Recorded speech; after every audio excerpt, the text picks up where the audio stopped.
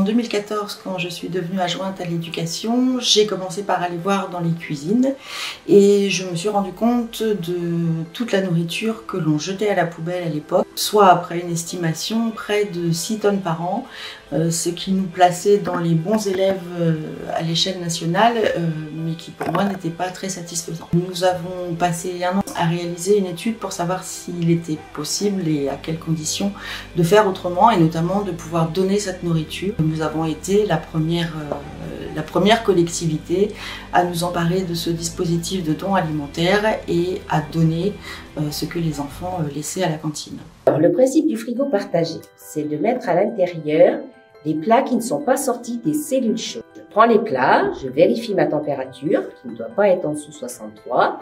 Je mets cette nourriture dans les pots. J'étiquette mes pots avec une DLC, le composant, les allergènes. Ces pots sont mis dans la cellule de refroidissement. Ils doivent être refroidis en moins de 2 heures. Je vérifie la température et ils sont transportés au frigo partagé. Les gens récupèrent les bocaux et nous les ramènent propres.